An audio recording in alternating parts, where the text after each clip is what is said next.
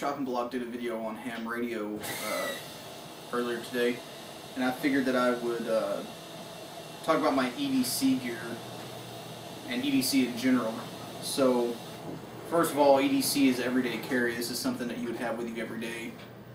You know, for most women, they have a purse with them. That would be their EDC.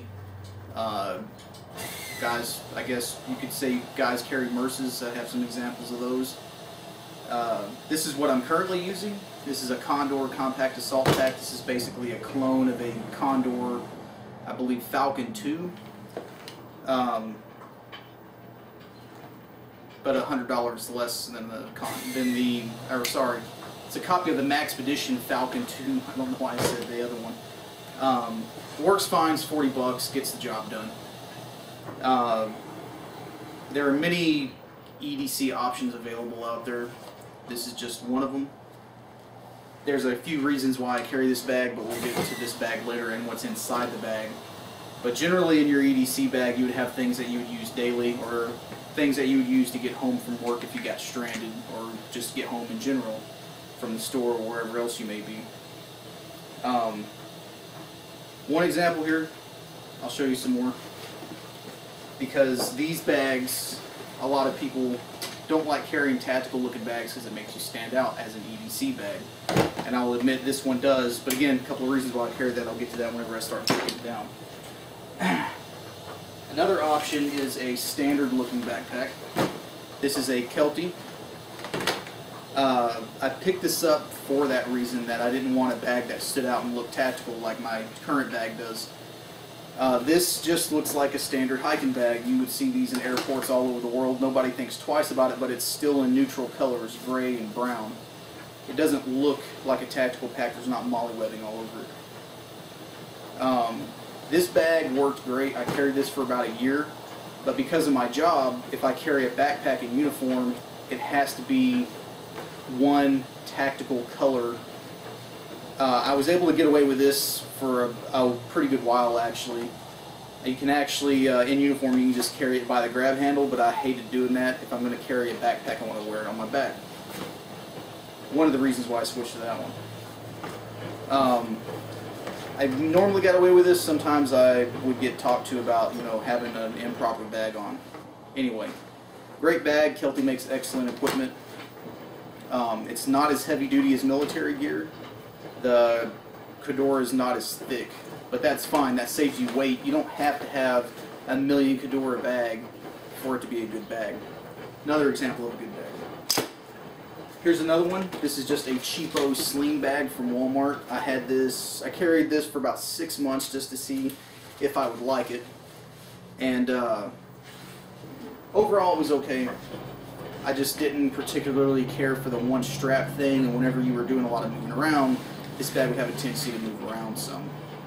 It was nice. You could pull it to your front and get into your pockets easily and quickly, including the main pocket. What it lacked was interior organization pockets. The stability issue is fixed with a lot of bags, like Maxpedition makes a few sling bags that have a strap that runs from this corner of the bag and will wrap around you and clip to this. That solves the stability issue. Good option for a bag. This one's low profile. It's just a cheapie I picked up from Walmart, nothing special. Made in China tag right there. Got the job done, and would carry everything that I would usually carry in that green bag down there that I was carrying earlier. Your EDC bag does not have to be a giant bag. Remember, this is just for your day-to-day use and to get home, however long that would take you. Where I work from, it's about 20 miles one way. I could probably walk that easily, depending on what time of the day it was, and get home before nightfall. But I keep stuff in there that I could rig up a shelter with if I needed to. Here's the Merce I was talking about. This is a Maxpedition VersaPack. These were real popular for a while, and I have not seen them nearly as much. It's a sling type bag, goes over you and goes on your right side. Just basically, people called them Merces because this was a man purse. Function like a purse. I actually still have some things in here, but I'm not going to go into it because there's no point.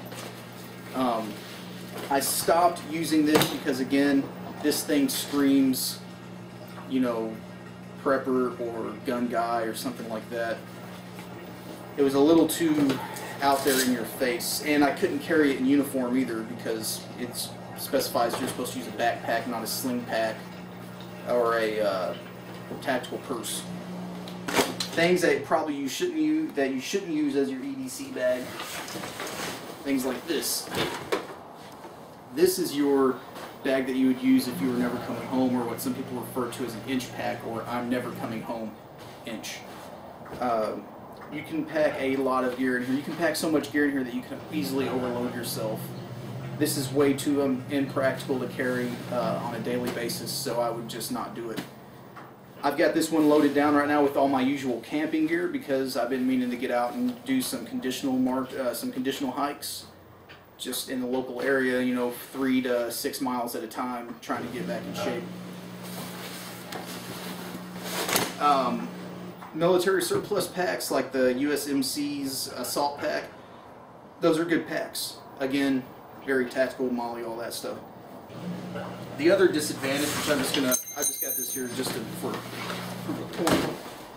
These are very heavy. The military uses the military specifications for their gear is very different. You have to remember, this thing has to survive the lowest common denominator in the military. Anybody who's been in the military will be able to tell you that not everybody in the military is a rocket scientist, to put it nicely.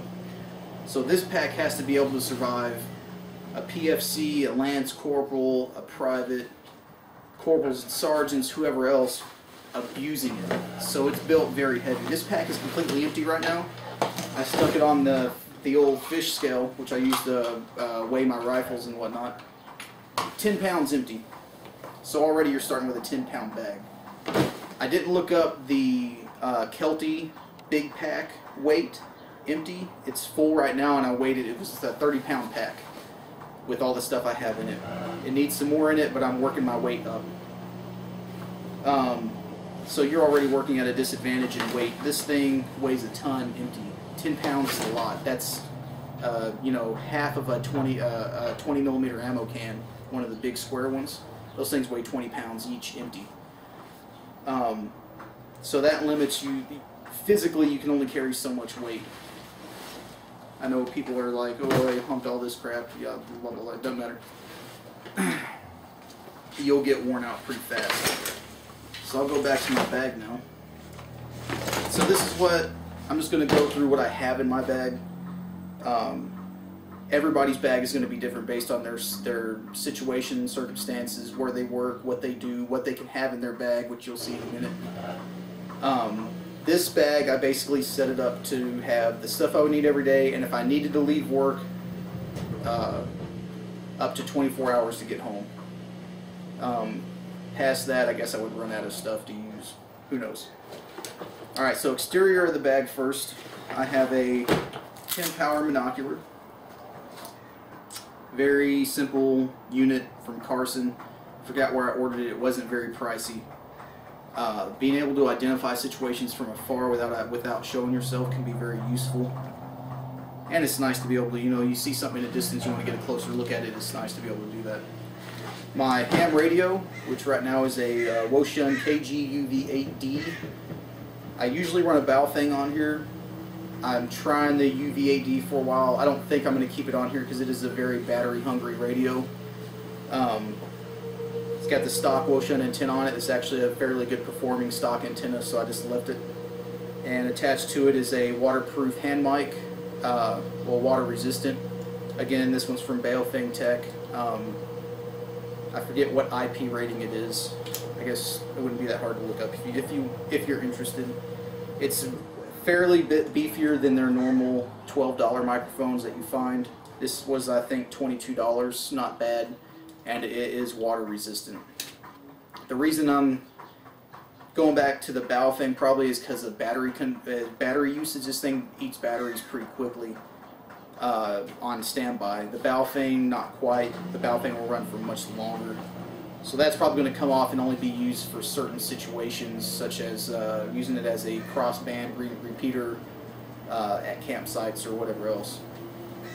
Have my OtterBox mount back here for my iPhone. This usually only gets used going from the car or the bike into work. So what I usually ride into work, this bike right here. So we'll start at the outside pocket and work our way in. I'll show you what's in there. Alright, so working from this pocket to this one, to this one, to this one.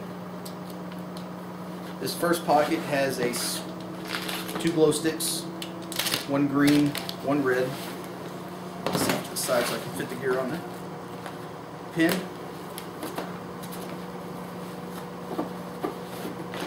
My little fishing tackle box. What's not in the picture right now is a notepad. I had that pulled out in the house earlier to take some notes, and I haven't put it back in yet. So green and red, chem light. Keep them in the wrappers. They will, if they're exposed to UV light over time, they will go bad. These expiration dates are actually a thing. They'll go well past that date, but they will, over time, lose their effectiveness. They won't glow as long or as bright over time. Pin is obvious. Inside this little fishing tackle box, I've got backup AAAs and AA's. A small patch cable that I use for my Howard Light Ear Pro, which is not in the bag right now. I have it in my shooting bag. I just went to the range the other day. A small mini USB patch.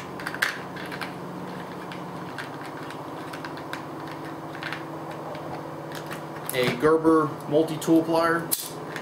Real simple one. I've had this thing for years and it just keeps on going. It's a little sticky now because I've cut some stuff that I shouldn't, so it gets kind of jammed up. Small cheapo gas station lighter. There's usually two in here. I had the other one pulled out. I was doing some work with some 550 cord. I haven't put it back in yet. Shame on me, right? Small Swiss Army knife. Real simple, but utilitarian. String of various thicknesses and two night eyes, figure 9 carabiners, also known as 9-beaners or whatever they call them. I use these. This would be used to set up a small shelter for overnight stay or whatever else I need to do, hang up clothes or whatever. And then some good old CLP, useful for more than just guns, but I keep it in there because I do take this pack with me whenever I go shoot, as it has medical gear and whatnot in it. And it's always good to have CLP on hand. You never know when you might need it. Alright, next pocket is this top one with my name and blood type on it. This has some basic immediate use medical gear. Got a cat tourniquet, a roll of Kerlix gauze, and some medical shears. I also have a short stubby antenna for the radio in there. It takes up no space. I just leave it in there because I do sometimes use this on some of my radios for short range work. If I'm riding the motorcycle off-road or something, I can put this on there. He doesn't whip around since I don't need that much range on the bike. Alright, the center pocket is mostly medical gear for the most part. There's some other stuff mixed in there. CPR mask. In my opinion, everybody should have one of those, even if it's one of the small mini ones. Basically like ace bandage type medical tape. Non-latex, because I know a lot of people have latex allergies.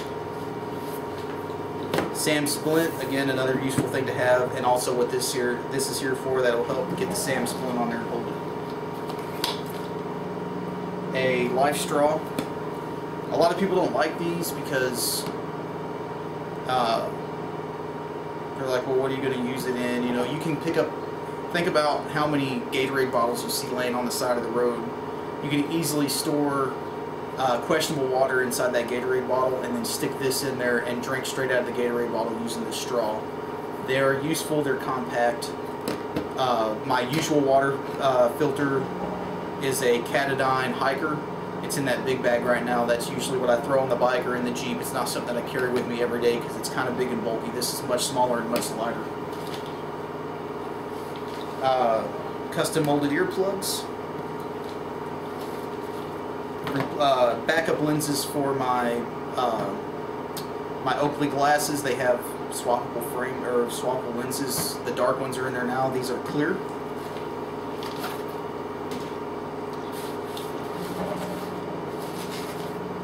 This is a tiger tail for the radio. If you're into ham radio, You can attach a tiger tail of various lengths somewhere to where the radio, or somewhere on the radio that's grounded to the body of the chassis of the radio, and that will help with your reception and transmission a little bit.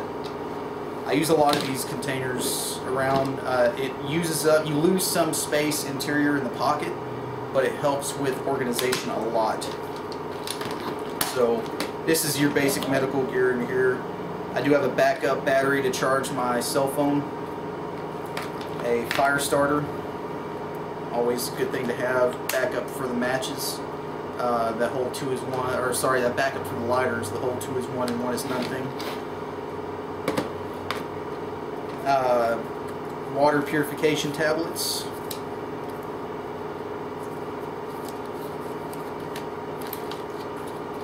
A thing of Sea-Lox gauze. I should probably keep this external and in the immediate section, but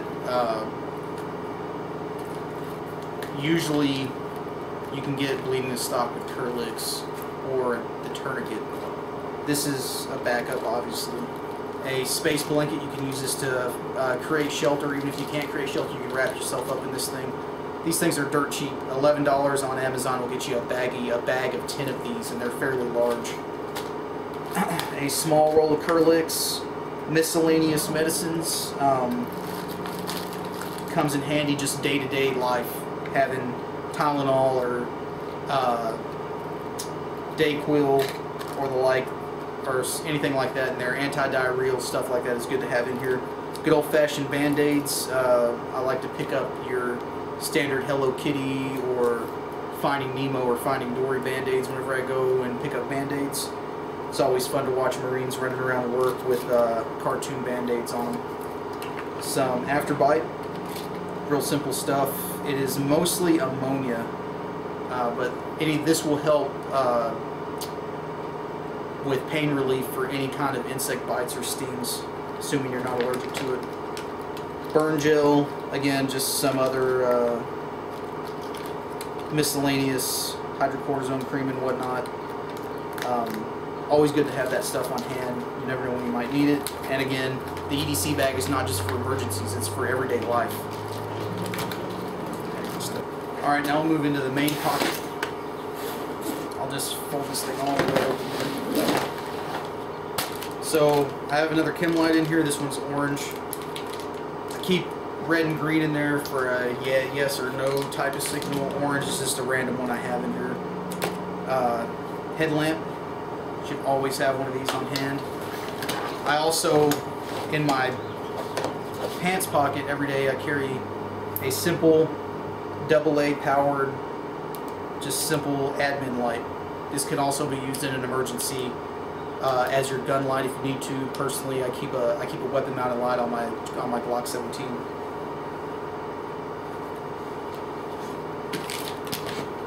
Beanie cap. I'm in SoCal right now, and it does get cool at night. And if you're used to hot temperatures, you know, you could get uncomfortable at night. Good thing to have on hand. Doesn't take up much space. Beer koozie. Never know when you might need to crack a cold one on the run. My wife got me these as a stocking stuffer, and I've actually used these quite a bit. They're foldable silverware, I assume off of Amazon, but I never asked her where I got them from. I use these almost daily at work. They're great to have around, other than trying to track down a plastic fork or spoon. Good old-fashioned baby wipes for obvious reasons. Battery-powered speaker. I use this at work a lot, but you know, it has other uses just for entertainment purposes. Shemagh, you can use this as shade, wrap your neck, cover your face, cover your head. Obviously it's in tactical green or OD green, whatever you want to call it. This would stand out, but if I was walking home, part of my walk home would be not on the main roads, but through basically the brush between Miramar and Lakeside. Random piece of metal, shouldn't be in there. MRE heater, everybody knows what these are, real simple. MRE main course, leftover lunch from work the other day, that's not normal in there either. MRE main course, I keep it in the box just to protect it as much as it can. Whenever that box wears out and I can't use it anymore, I'll rotate this out with something else and eat this probably. Actually, glad I got this out because I need to replace this MRE heater. It looks like the pouches have busted open and the granules are just floating loose in there. Random garbage, go figure. Extra pair of gloves. I usually have gloves with me whenever I'm on the motorcycle, but it's good to have a pair of gloves with you. This is Fox Labs OC spray. This is one of the biggest cans you can carry in the state of California. Obviously, I don't have a concealed carry permit for California, so this is what I carry, usually. Going on base, the rules are different. A lot of times I have to be completely disarmed except for a pocket knife. FogTech wipes. These are good if you need to wear goggles or something. Sometimes I wear goggles at work, and this is super useful for keeping those things from fogging up if it's warm outside that day. Backup battery for the Wouxun on the backpack. If I had a Baofeng in there, this would be a Baofeng radio. And this is a spare battery for the radio on the motorcycle. I run a Baofeng mounted on the handlebars. There's a video on my channel if you want to check that out.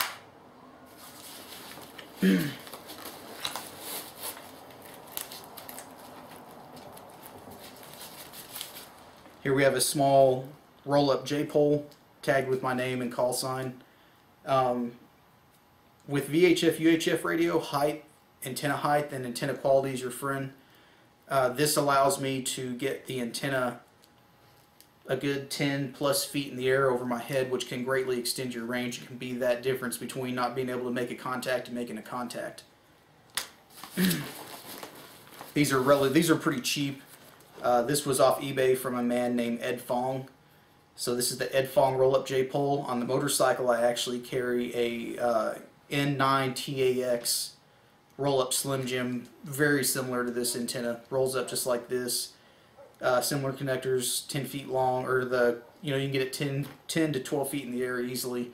They sell extensions, so you can get them even higher if you want. I found that 10 feet is about as high as I can accurately throw the rock and the string and get it strung up in a tree around here. For some reason, I've always carried stamps. Never know when I might want to send a postcard, I guess. 2 squares of Velcro. Never know when you might need those. This is a small utility knife that my friend got me. I have not used it yet, but I keep carrying it around, hoping that I'll be able to use it at some point in time in the near future. It's built like a katana. It's folded over multiple times, high carbon steel, all that. I really want to use that thing. And last but not least, a good old-fashioned compass. Nothing fancy. Gets the job done. Keeps you going in the right direction. Usually in this backpack I would have a map too. It's actually on the bike right now. This is I have a topographical map in here and a road map of San Diego County. And I can easily, the bike is what I take to work every day. It would be very simple to just grab this off the bike and throw it in my bag. If for some reason the bike won't start, or traffic's dead, or sorry, traffic is stopped up and I just can't get home, which usually isn't a problem on the bike. You can split lanes out here. But this would be easy to grab off the bike. There's a few other things on the bike that I would grab, throw it in this bag. Fully loaded, the way you see it right now, this bag weighs in at 12 pounds. I've had it up to 20 pounds and still been able to carry it relatively easily. It has no internal frame, so it is weight limited, but again, this is not meant for you to throw gear in and disappear for a month at a time. This is meant to get you home, or just keep you keep you in your normal day stocked with what you may or may not, or what you may need, and sometimes what you don't need. There's stuff in here that I'll probably never use and needs to be trimmed out of here. I probably need to add a small handheld GPS, but nowadays the phone has taken over so many things that would normally be in this bag that I don't think anything about it. This is a $40 bag in an OD green. If you get this bag in like ATAX or Multicam, the price goes up quite a bit, up to $75 to $80. Again, like I said, this is a clone of a Maxpedition Falcon 2, I believe. That bag is a Maxpedition. It's a high quality bag, but you're going to pay for that quality. My first one of these Condor compact assault packs lasted me 2 years before the main zipper started failing. I think the reason for that is because whenever I got the bag, I deleted a bunch of the straps off of it. I removed this Y strap, I cut and singed the carrier strap here off, so all the weight of the bag was being carried by the main zipper, and I think over time that's what made the bag fail. So for this bag, which is going on 6 months old now, getting carried daily, every day I go anywhere, thrown in the car, thrown on the bike, thrown in the locker, carried around. This one's going on 6 months, and I'm going to leave the Y strap on there so that way it can carry the load that the zipper was carrying on the last bag. I have a feeling it's going to last longer. Whenever I move back to Texas, I'm EASing out of the Marine Corps next month, so whenever I move back to Texas, I may try to go back to that Kelty bag that I showed you earlier because it's much lower profile. One thing that I would carry in here that I can't carry out in California because I don't have a California concealed carry permit is spare magazines. At a minimum, I would carry 2 spare pistol magazines in here, and if for whatever reason I had my rifle in the trunk or in the back of the Jeep or whatever, I would carry at least 1 spare rifle magazine in here. Maybe 2. Depends on the weight. Ammo and magazines start weighing a lot over time. And your EDC bag, again, I'm not going to be in running gunfights on my way home from work during a power outage or EMP or whatever else that may or may not happen. This is to get me home and for my daily use in life, so I'm not going to be carrying everything that I would in my inch bag. So I'm not going to be carrying a crap load of spare ammo and parts and all that other stuff in here, just the basics. What you saw in my bag is what is normally in there. This is not a set in stone thing. Things change in this bag all the time. The main compartment changes constantly. I add stuff and take stuff away as needed depending on what I'm going to do that day or what I'm going to do that week. So don't feel like your EDC bag, you need to set it up and it's got to be that way. Change it however you need to change it. As time goes on, you're going to figure out what needs to go in there and what doesn't need to be in there. Just the main thing is be prepared. Have things to help you get home. Don't be dependent on others or law enforcement or firefighters or police. Sorry, I said law enforcement already. Or government in general to come help you. You are your own best defense, and only you know what you need to be prepared for your situation. So it's always good to have multiple plans in place and equipment on hand to make your life easier. Everything I showed you could be completely improvised from stuff you find at work, on the way home, or at your house. But if you have the purpose-made things on you at the time, it makes your life a lot easier. So again, have a good night.